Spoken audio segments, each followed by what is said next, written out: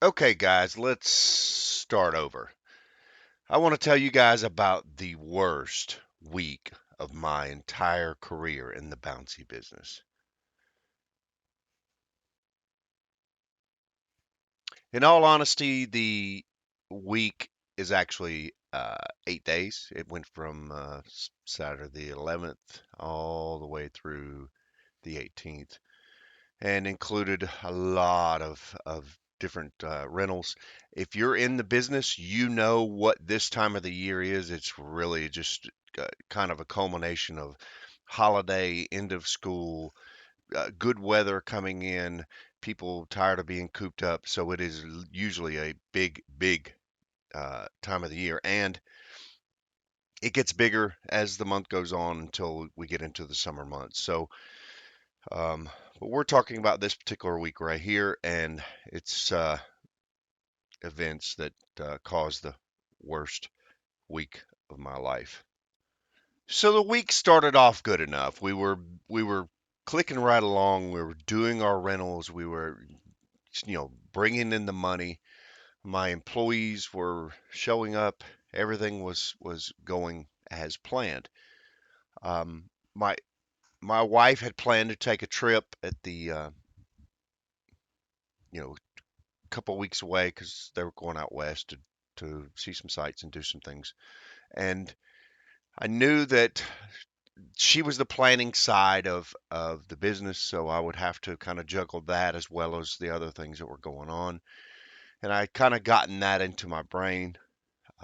So what I was doing was going out and trying to do some of the rentals on my own to kind of keep things rolling and keep things going, keep the employees focused and not overworked. And because it really gets hectic during this time of year to where you're doing tons of things at once, and employees can really get burned out because they get into 12 and 13-hour days, and they really start thinking about whether or not it is worth the money that you're paying them, even though you're paying them good money. And it's a tough time of the year. It really is a tough time of the year. So I was doing my thing, and that's when the famous uh, meeting of the dog happened. And really, I was trying to get a cute video of this dog for you guys to kind of add to it, and I stepped on the steps, and they were covered with uh, moss or something, and my feet went right out from underneath me, and I landed square on the small of my back on the edge, the razor edge of the stair, and I knew immediately that I was in big trouble because the pain was just excruciating. So I crawled back to the truck. I drove back to the house, called my wife. She picked me up and took me to the hospital. Well, once I was there, and if anybody knows that a 18-hour stay in the emergency room was not exactly the best time of your life, and it's not fun at all. But they were extremely busy, and I was left in the hall for most of the visit. And after X-rays and everything, it was determined that nothing was broken, but I did land. The doctor put it this way: I was the luckiest man that he had ever seen because I did not break it. I was also the unluckiest man he had ever seen because I landed squarely on where the sciatic nerve exits the spinal cord and goes down the leg, and that's where the edge of that stair hit, was right there. So it was immense pain. And it was, if you know anything about the sciatic nerve and the sciatica, the pain that it causes, it's not just back pain. It goes into your backside and down your leg and creates a situation where walking, much less any kind of movement, is absolutely excruciating. This wasn't even the worst part because it was during this time that I was in the hospital. My wife received a phone call, and one of my employees, who was out delivering some other stuff, misgassed our brand new truck. Now, misgas is where you put regular gasoline into a diesel truck or diesel into a regular gasoline vehicle, and it causes a huge amount of problems. First and foremost, it'll run while there's whatever fuel's in it until it runs out, and once it starts pulling that misgas into the system, it goes through and causes all kind of problems.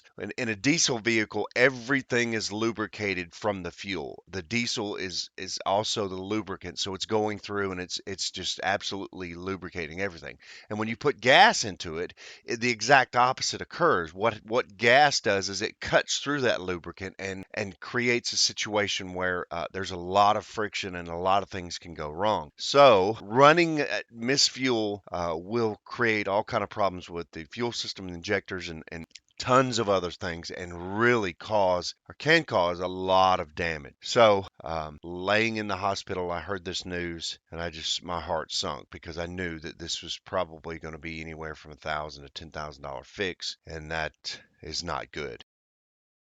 So my wife and my employees went and got the truck and drug it back to the shop so that we could assess the damage and find out what we had to do. Or cable broke or what? We'll figure it out.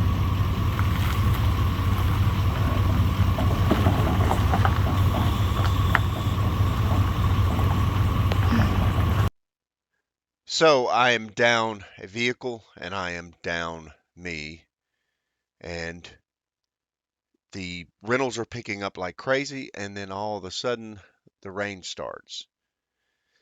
And what we're faced with is a lot of schools and end of school events that can't function in rain. So what they're doing is they're calling and rescheduling and shuffling and mixing and matching, and everything is going absolutely bonkers as we try to make sure everything fits where it needs to go while at the same time being short.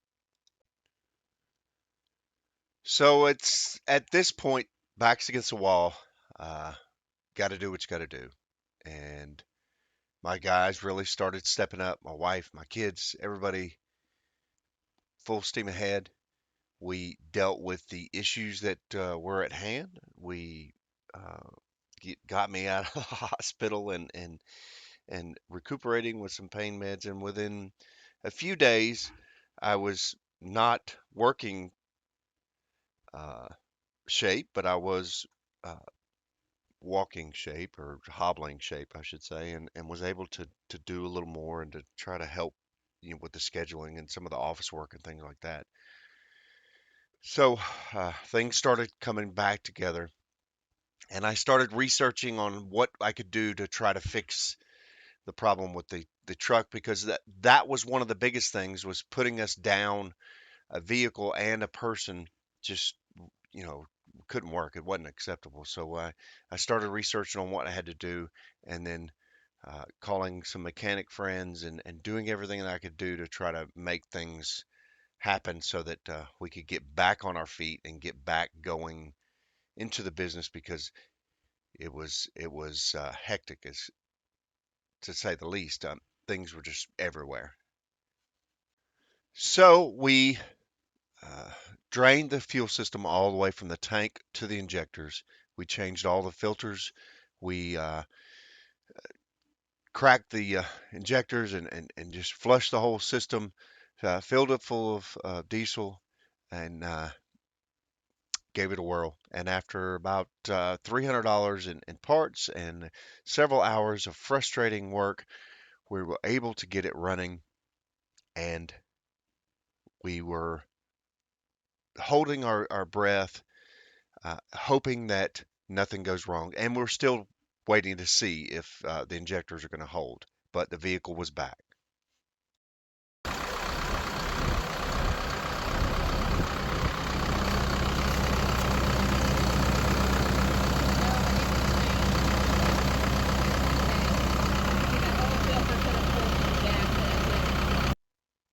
So the vehicle was corrected, and as luck would have it, the sun came out, the weather turned better, and a lot of things, you know, started to move in the right direction. So the only thing to solve was uh, the labor shortage, the fact that we had been putting so far behind, and how I was going to fix that.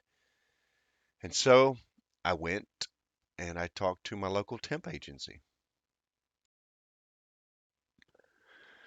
Luckily, with the temp agency that I have, I was able to get a couple of really good employees that were go-getters, and it didn't take them long to catch on, and we were able to get everything right back on track. So the vehicle was up, my back was feeling better, and the employees were working out good.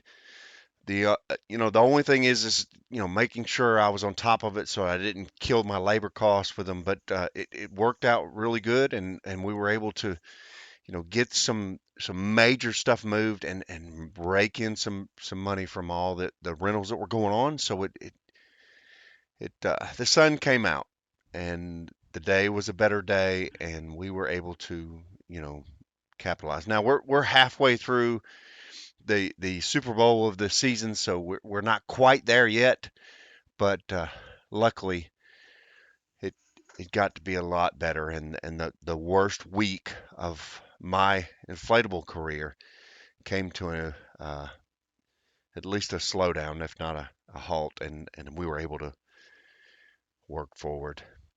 I appreciate you guys watching the video. I hope that you guys enjoy it. I'm not complaining. Honestly, I know things come up, and you have to, fix the problems as they go.